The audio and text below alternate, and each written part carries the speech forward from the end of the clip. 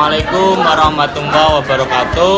Perkenalkan, nama saya Ahmad Jimal Farisi dari Prodi Pengembangan Masyarakat Islam Fakultas Dakwah UIN Sunan Ampel Surabaya. Di video ini saya akan menjelaskan karakteristik orang dewasa dan metode yang pas, metode pembelajaran yang pas pada orang dewasa. Sebelum kita bahas lebih lanjut, coba kita bahas dulu pendidikan orang dewasa. Kita bahas dulu apa dan siapa itu orang dewasa. Menurut syariat Islam atau menurut perspektif agama Islam, yang dikatakan orang dewasa itu orang yang sudah memasuki masa baligh.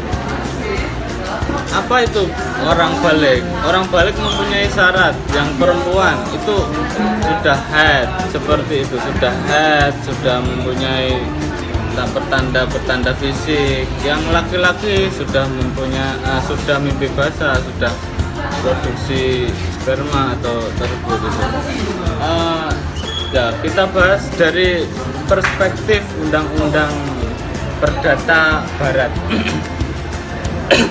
yang mengatakan bahwasanya orang dewasa, yang tergolong orang dewasa itu orang yang sudah memasuki umur 21 atau lebih.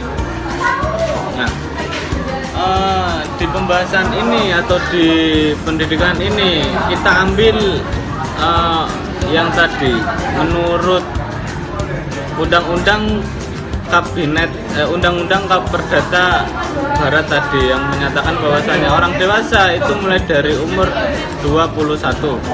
Kenapa? Kalau kita mengacu pada syariat Islam itu orang sampai umur sudah tergolong lansia atau tergolong dewasa di perdata itu belum tentu dia balik atau belum tentu tergolong orang dewasa. Yang ketetapannya itu kita ukur dari umur saja, menganut pada undang-undang kabinet tersebut. Nah, ini kita bahas karakteristik orang dewasa. Orang dewasa itu mempunyai karakteristik yang mana dia mempunyai hak otoritatif pada dirinya sendiri. Dia mempunyai hak kesewenang-wenangan terhadap dirinya sendiri. Mau dibawa kemana hidupnya ini, mau dibawa kemana nasibnya ini, dia mau melakukan apa, dia mempunyai hak tersebut. Dan orang dewasa mempunyai kesibukan, mempunyai pengalaman dan pengetahuan yang banyak perihal kehidupan sehari-harinya. Itu yang menjadikan seringkali setiap hal-hal yang baru, hal-hal yang istilahnya baru dia dapat itu dia respon dengan pengetahuan yang atau pengalaman yang lebih cenderung ke pribadinya. Dia tidak terlalu pusing merefleksikan. Nah, itu menjadi salah satu kendala. Nanti kita bahas kendala-kendala di pendidikan orang dewasa. Nah, tadi penjelasan tentang orang dewasa, karakteristik orang dewasa. Sekarang kita bahas metode pembelajaran yang pas untuk pendidikan orang dewasa. Pertama, ini saya menjelaskan step by step yang sudah saya rancang ini di materi saya. Saya berkaca dari prodi kita, yaitu pengembangan masyarakat Islam, yang mana itu menangani masalah atau menangani masyarakat berkelompok, menangani secara berkelompok lah. Kalau konseling kan secara pribadi, psikolog. Kalau kita lebih PMI itu lebih ke kelompok gitu. Nah, langkah pertama yang kita lakukan itu kita mengelompokkan orang-orang atau mengelompokkan lah istilahnya. Itu kita bisa berkaca dari dari samanya frame atau samanya visi misi, ataupun kita bisa mengelompokkan berdasarkan tujuan-tujuan yang akan dicapai. Semisal kalau kita mengelompokkan secara dengan menyatukan frame atau mencari satu frame dalam kelompok itu, contoh kita ambil di petani, kelompok tani yang mempelajari tentang cara pembibitan di pot. Kan biasanya pembibitan di pertanian kan langsung di sawah, langsung dipetakan sawah dengan cuaca yang ekstrim dan hama-hama yang ekstrim tersebut. Dengan adanya teknik ini, pengepotan, itu kita bisa lebih aman lah dari serangan-serangan hama, dari cuaca-cuaca yang ekstrim. Kita bisa lebih gampang gitu membersihkannya. Kita kan bisa menaruh pot di belakang rumah, di depan rumah, atau tempat-tempat.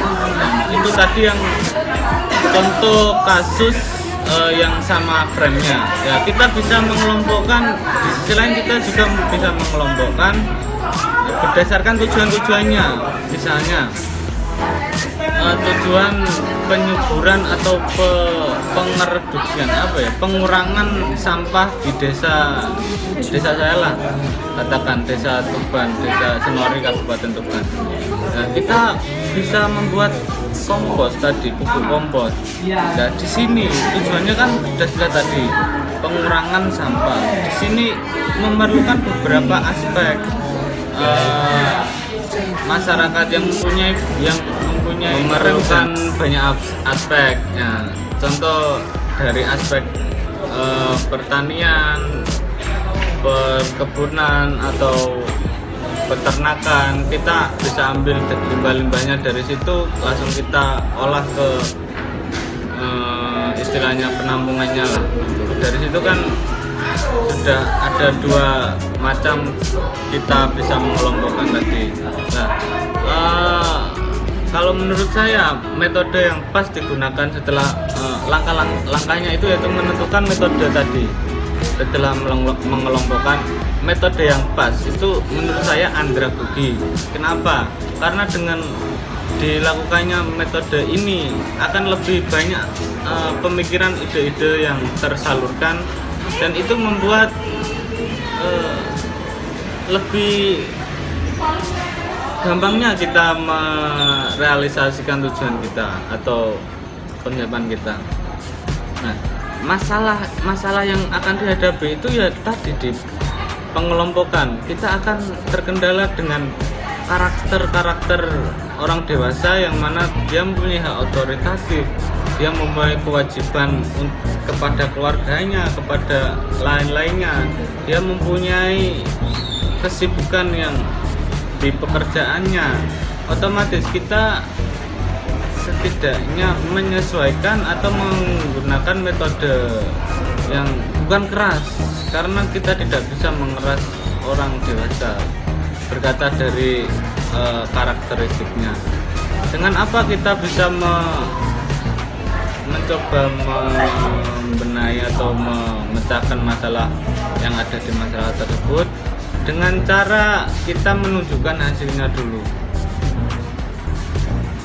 Satu studi kasus, contoh di Tuban, desa saya itu ada pertanian. Kita mengaca dari pertaniannya tadi, kita membuktikan bahwasanya apa yang kita pelajari, kita analisis dulu masalah atau potensi apa yang terdapat di daerah tersebut. Misalnya ada masalah mengenai pembibitan, kita harus mencari jalan keluarnya dengan orang-orang yang sedikit ahli, yang menurut dikira ahli lah terhadap tersebut. Kita buktikan dulu bahwasanya pembelajaran kita itu tidak mempunyai dampak baik bagi kita, bagi diri saya sendiri, tapi mempunyai dampak baik pada seluruh masyarakat dan lingkungan yang akan diajak atau yang akan belajar di pendidikan orang dewasa. Sekian presentasi atau video dari kami, dari saya. Lebih kurangnya mohon maaf. Wabillahi taufiq wal hidayah. Assalamualaikum warahmatullahi wabarakatuh.